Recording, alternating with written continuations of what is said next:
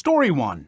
Am I the a-hole because I refuse to go and visit my special needs stepsister in hospital? I low-key hate her. I'm 15 years old. I have a stepsister who is a couple years older than me, and she is really seriously disabled. I'm not sure what's wrong with her because no one ever wants to discuss it with me, but she's nonverbal, breaks her bones a lot, and has severe epilepsy and will have many fitting episodes. She also doesn't understand stuff. That's probably the easiest way to put it. She's just a human body with nothing inside. She's my stepmom's daughter. My stepmom married my dad 3 years ago, and they dated only for a year before that. I don't know my stepmom very well, and I don't really get on with her. We're respectful to each other, but I'm basically living with strangers because she's so busy with her daughter and my dad. I'm always on my own, and I used to hate it, but I'm used to it now. Ever since they moved in to live with us, life changed drastically for me because all the care now revolves around my stepsister. That's fine, I get it. But both my stepmom and my dad ask me to do things for my stepsister that I don't want to do and I resent doing. Stuff like staying home when I want to go to the mall with my friends. They're disappointed that I don't get her anything for her birthday with my very limited funds, etc. My own mom passed away when I was small, so I can't go and stay anywhere else, and all in all, I'm just a lot more angry than I used to be because they seem really disappointed whenever I say I don't want to do anything for her, even stuff like feeding her. Like, I don't want to sit there feeding her banana pudding and wiping her drool. I didn't ask for this. Anyway, she recently fell a few days ago and had a seizure for 8 minutes. She was taken to hospital, and the doctors want to keep her in and look after her. I don't want to go and visit her. I remember seeing my mom in hospital before she died, and I just hate hospitals, and I sort of hate my stepsister, and I just don't want to go and visit someone who doesn't even know I'm there. My stepmom is really upset with me, and so is my dad. They haven't yelled at me or anything, but they're both super cold towards me because I don't want to visit. My grandma, who lives in Canada, called me out of the blue and told me it was okay and I don't need to force myself to go to the hospital, so I'm assuming my dad has told her I'm refusing to go. He keeps pleading with me, but I keep telling him I'm not doing it. I told him hospitals remind me of mom, and he got even more upset and said my stepsister might die and I need to stop being so selfish toward my stepmom. I just want to know what you all think because half my friends think I should go and the other half think I'm justified in saying no. This is a really complicated issue. I don't really know, that there's really a fully right answer here. I wouldn't say that she's just a human body with nothing inside, There's possibly she is living life as best she can. I'm sure there must be stuff out there that she can enjoy, or at least I would hope so, TV shows, whatever. And it might not be things that you can relate with, but she's still a person. As far as connecting, especially with newer step family that you're just haven't got to spend a lot of time with and get to know, especially around that age where you're really trying to establish yourself independently, it's complicated, you can't help how you feel. I would encourage you not to hate your stepsister. Sometimes it does take effort to get to know and connect with step family that you're not always around, but I would really encourage it. My step family are some of the people that I am closest with as far as relatives go. They are my family as far as I'm concerned. And granted, completely different situation, but I don't know. I'm just saying, maybe give it a chance, but if you don't, I don't think it's the worst thing in the world, but maybe there are connections there that you just haven't been able to find yet. Story 2. My headphones affect the education of Karen's poor baby. Background. All of this happened about a year ago at a cleaning job. I had to pay my way through university. I was registered with a cleaning agency who would send me to various different places to clean, one of which was a very expensive and pretentious private school for kids under 11. Seriously, this place was like Hogwarts, and I went there for about once a fortnight. Also relevant is that I have autism, which means I often struggle with loud and high-pitched noises, which makes working in a school full of screaming kids quite hard.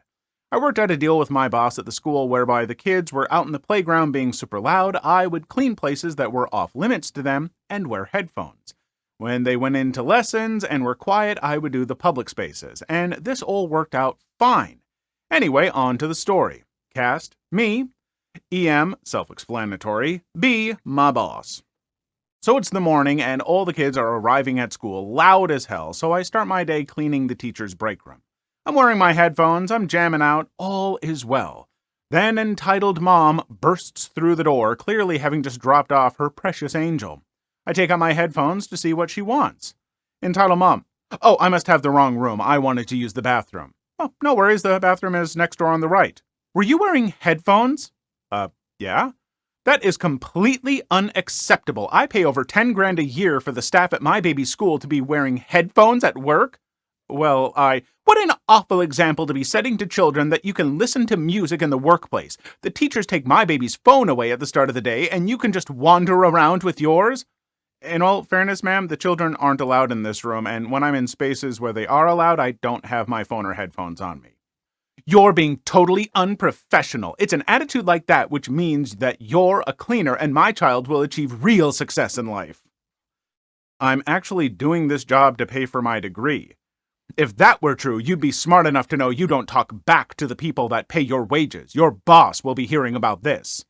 She storms out, and about 10 minutes later, she comes back with my boss.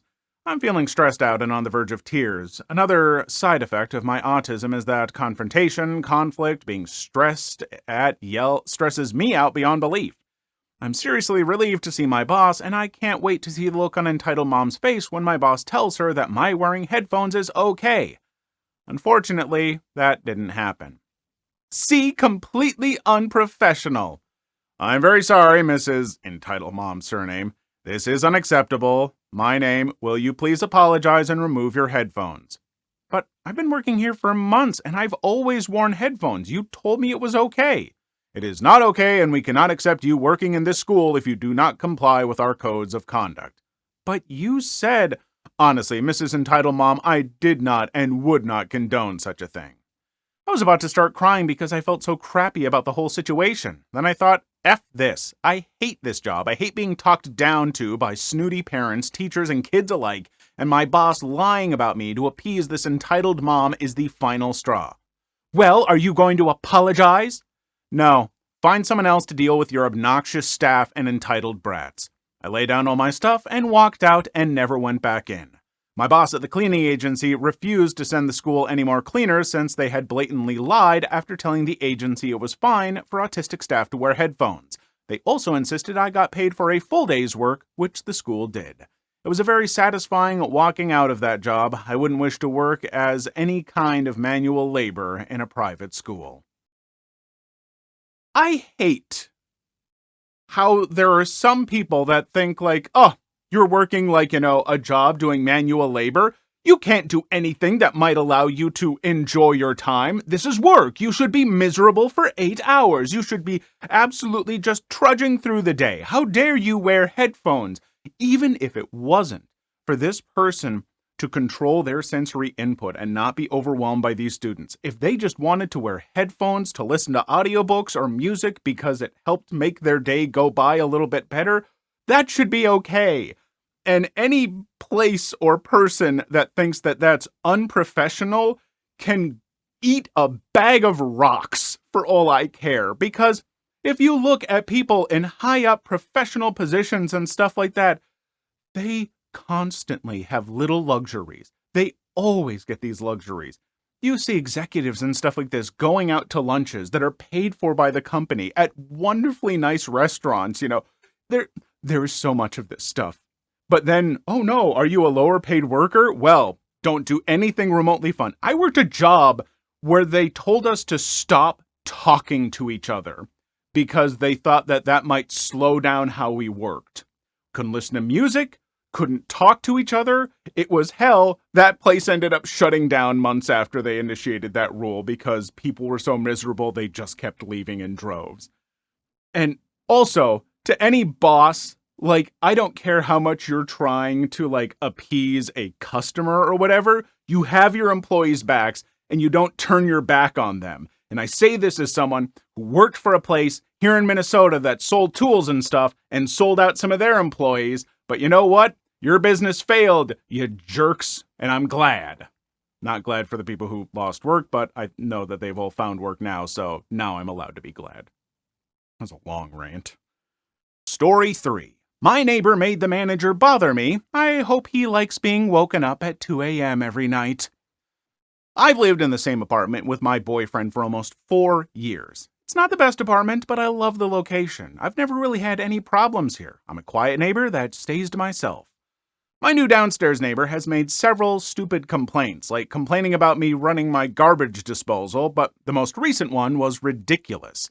He went and told management that there's been an issue with my balcony. I got a call last week asking if I've been throwing anything over my balcony. I told the manager absolutely not. There's plants down below, so I had dumped a water bottle off into the plants before, but that's not harming anyone. Because of this call, I went out to my balcony to investigate. I noticed my flower vase had fallen over and some water may have spilled down. Not too big of a deal. There wasn't too much water in the vase when the wind knocked it over. I think this is the end of that silly complaint, but I was wrong. The weekend passes and I get a nasty notice on my door. The note said, "Pet violation for not picking up after my dog, $50 fine," and stating I'm at risk of getting my lease terminated because of my violations. The only problem is, I don't have a dog.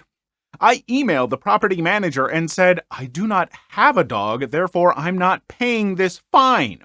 She sends back a ridiculous email stating that she's received several complaints, I only have one downstairs neighbor, about urine coming from my balcony, so she assumed I was letting my dog, that I don't have, pee on my balcony. Then she says since I don't have a dog, that means me or my boyfriend are peeing on our balcony, and that I'm still in violation of my lease. This was just comical at this point. My boyfriend and I have never done this. We've never had any complaints in our 4 years here. It just so happens that as soon as I got a new downstairs neighbor, the complaints came rolling in. Here's where the petty revenge kicks in. I work the night shift, so I don't go to bed until around 6 a.m. Every morning around 6 a.m. I hear my neighbor leaving for work. My boyfriend and I decided to incorporate a new 2 a.m. workout when I get home from work, consisting of jumping jacks, running in place, and all sorts of fun stuff just for my lovely downstairs neighbor. I've informed the leasing office that I won't be renewing my lease in December due to this. The next 3 months for my new neighbor is going to be hell. I hope he enjoys it. I'm all for making friends with neighbors, for just everyone. Everyone just be nice to your neighbors. Even if there are things about them that you might not like, just try to be friends with your neighbors because your life is just going to be so much better. I am friends with all of my neighbors. They're lovely people. Just do that. But if a neighbor's going to be like this, if a neighbor is going to be the kind of person who's trying to get you in trouble for every little thing because they're just a miserable, miserable person, then yeah, figure out stuff like this, do what you can, and luckily for these folks, they're just renting so they can hopefully get out of there. But yeah, I'm sorry, just why do people gotta be miserable like this? Don't be miserable, be happy. Find a way to be happy, okay? Just be nice. And if there are little complaints and stuff, maybe just go talk to them. Story 4. Private businesses can still require masks even without a state mandate. Here's how that's going. I'm a waitress. Our restaurant strictly requires masks while indoor if your meal/beverage hasn't been served and after it's been bussed. The mask mandate honestly wasn't that helpful in corralling unruly customers because they'd either argue that the mandate was not a law so they wouldn't follow it, was unconstitutional so they wouldn't follow it, or was irrelevant because they'd eventually be taking their masks off when their food was served, so they wouldn't follow it. But while the presence of a mandate didn't help much, the lack of a mandate has made things way, way worse. People who previously wore a mask now don't believe it's necessary for their health or that we have a right to set mask wearing as our store policy. But what they don't understand, and what I'll reiterate for you now, private businesses can have any dress code they want. Ever go to a fancy restaurant that requires suit jackets for men or a grocery store that requires shoes? Yeah. Where were the freedom fighters then? Anyway, regardless of your opinion on masks, no need to argue it to me in the comments or as a customer because the owner makes those calls.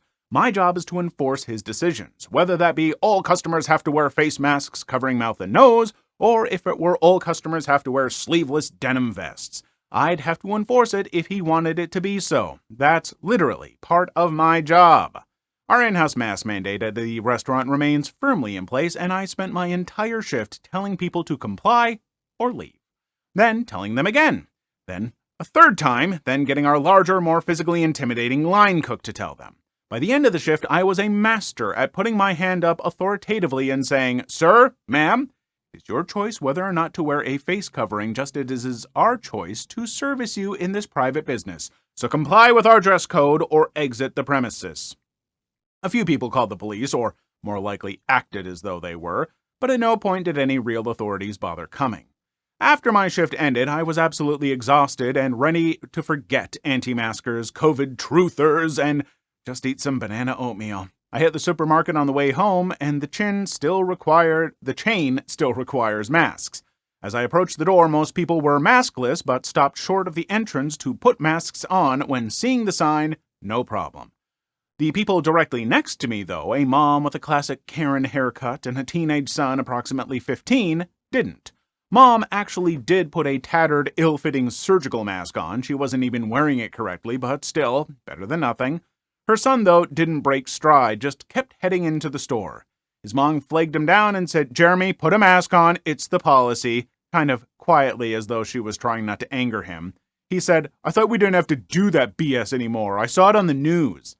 His mom explained that businesses could still require masks even if the state no longer did. At first I was thinking, props to Karen, her haircut is totally misleading. But her son couldn't just let it end on a nice note. He whined that he didn't bring a mask, and he didn't want to walk all the way back to the car to get one, and there wasn't Wi-Fi in the parking lot, so no one was going to wait for her in the car. If he had a mask in the car, why would he have to wait for her there? Mom tried to think of a rebuttal, eyeing the policy, no exceptions sign, but seemed too tired to generate one. So she just braced herself, and they headed into the store. A greeter stopped the son and said he needed a regulation face covering, but he ignored her, grunting, "Don't have one," and kept walking. The greeter called after him, but couldn't move from her spot by the door, and eventually he was too deep into the aisles to notice. I found all this offensive, however, I was too exhausted from dealing with guys like him professionally to take it on personally. I just went about finding the right color of bananas and trying to get back to my car as quickly as I could. Fast forward to the deli counter. I had taken a ticket and was standing in line. Karen and her son were right nearby. Happily, several people were giving Karen's son the evil eye besides me and keeping a healthy distance from him, but he could not have cared less, and neither could his mom. She was placing a long, elaborate deli order, and he was picking up lemons in a nearby display and putting them back. Her son was having a loud FaceTime conversation with a friend, expelling his air and his noisy chatter onto shoppers in every which direction. But I tried to put it out of my mind because I just did not have the bandwidth to deal with people like this one more time tonight. That's when it happened. He coughed, maskless and directly on the lemons. I was getting ready to say something, but thankfully a deli worker noticed and called him out, saying, "Who's coughing?" Looking all around and noticing the kid. "Hey son, you gotta wear a mask to be in here." Karen Jr. shrugged his shoulders, but the deli guy wasn't having it, pulling out the corporate policy sheet, so Karen Jr. looked to his mom for support. She seemed genuinely embarrassed by her son, but not so much so that she would hold him accountable for his dangerous choices. She hurriedly explained, "Oh, he has a mask, but he left it in the car and we parked in the far lot." Deli counter guy was persistent, though, saying, "I don't care where he left it, it's the policy, mask up or head out." He took a few assertive steps in the kid's direction, which I guess was too much for Karen to handle, because she threw herself in between her son and the worker. There was easily 10+ feet of space between them. He was hardly chesting up to the kid. As Karen triumphantly declared, "The store isn't allowed to have that policy anymore. Didn't you see Governor Abbott's announcement? It was never even a law anyways." That stymied the deli guy. My guess is because he had seen that announcement, and he wasn't sure what to make of it. Didn't want to risk his job if he really couldn't enforce a mask policy anymore, and had a line piling up at his station so he couldn't argue with her all day. So he stepped back, but not before saying, "Well, either way, you shouldn't need a law. It's a paragon of selfishness what you're doing.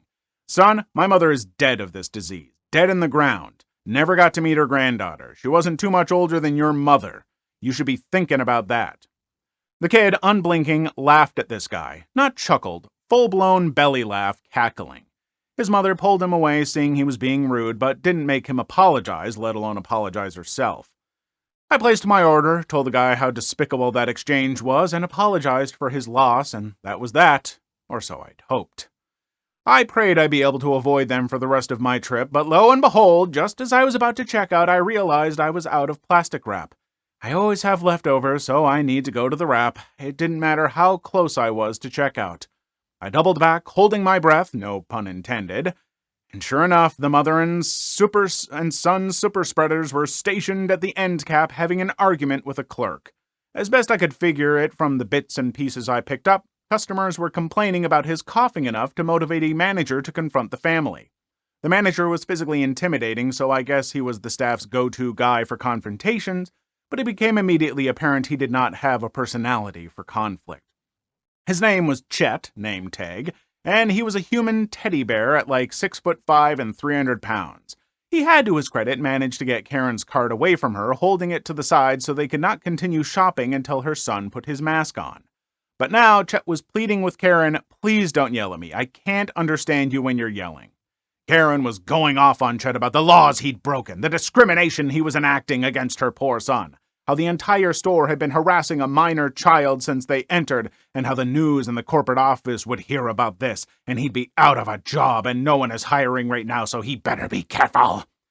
Chet seemed genuinely surprised as he tried and failed to communicate to Karen gently reassurance of, "I am trying to help you, actually. Ma'am, I don't want to harass anyone. I want to work this out. The situation at hand, though, is that you cannot continue to shop until your son conforms to our corporate masking policy for the well-being of the communities we serve, all right? Help me, help you." Meanwhile, as Karen was screeching, the innocence of Karen Jr., her son was actively berating her, telling her she was embarrassing and ineffective and she was so stupid for wasting time arguing with these people, and he wanted to just ignore them and keep shopping. He was a toothpick and Chet was a redwood, so I don't know what in the universe he thought he'd ignore the situation and continue about his business. But oh well. Anyway, at this stage I realized it was disrespectful to just be a voyeur to the spectacle. I would either have to speak up or move on with my shopping. Maybe this was the straw that broke my back after the day I've had at work. Maybe I was just on autopilot, or maybe I felt sympathy for Chet, probably a mix of all three, but my mask-enforcing persona roared to life. Luckily, I was also still wearing my work clothes, including a name tag, or this might not have worked. I stormed over with my most authoritative manager of the manager swagger and said, "Excuse me, excuse you, you're creating a disturbance. Do we have a problem here?" Poor Chet started trying to explain and remove me from the situation, thinking I was a concerned customer who was upset by the disruption of their altercation, or worse, a third member of the Karen party. But I just fell into my script, which I had down cold at this point, reciting, "Sir, ma'am, you have a choice as to whether or not you'd like to wear a mask, and as a private business, we have a choice as to the dress code we'd like to set for our customers. You have two options as to how we can proceed from here." Karen just kept talking over me while her son crabbed at her to stop engaging with us and keep shopping, including this gem of a line. "They're literal lower than rent-a-cops. They are the can-stacking people, just ignore them." So I went into phase 2 script. "All right, you've made a choice not to partake in our services, and we have, in turn, made a choice not to service you. Please leave now, or you will be escorted out. If you leave of your own volition, you'll be welcomed back if dressed appropriately. If escorted out, a permanent ban will be issued. Please note we have a clear view of your face on our CCTV to reference, as you are not currently wearing a mask."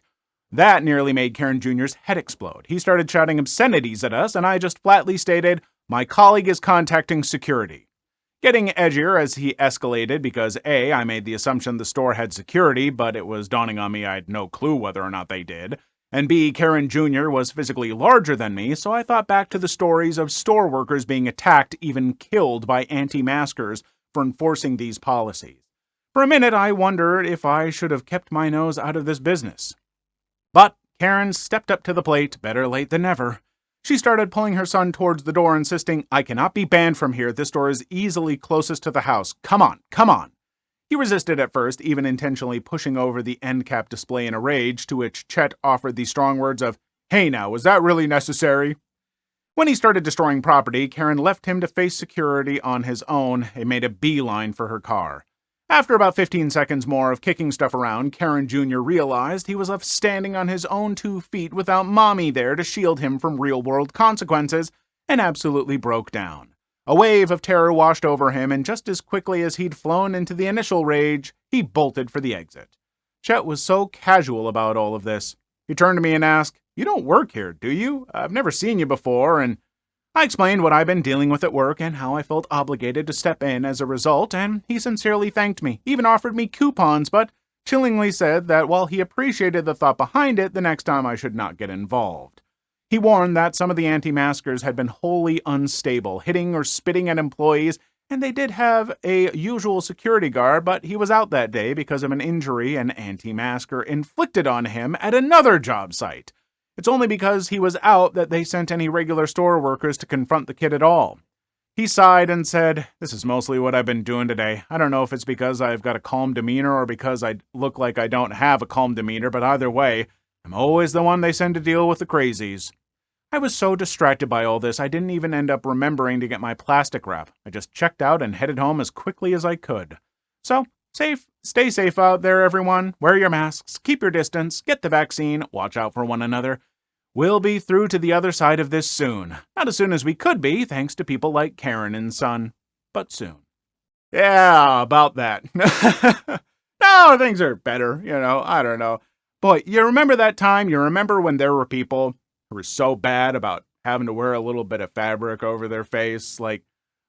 I'm sorry, folks. I'm not going to say either way, there's so many arguments about whether or not, oh, it's not actually that big, it's not that, whatever. I don't care.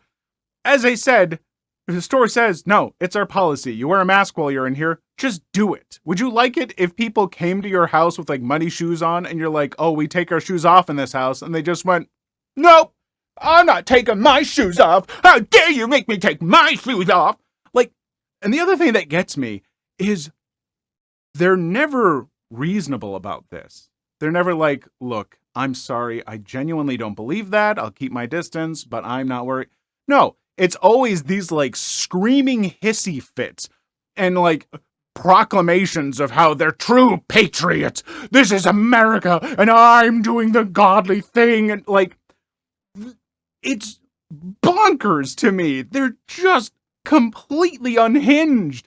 And the few times I saw anyone who started to throw a little bit of a fit about masks, every time, just, from 0 to 60 in 2 seconds flat. Just, how dare you? I am not wearing a mask. This is illegal.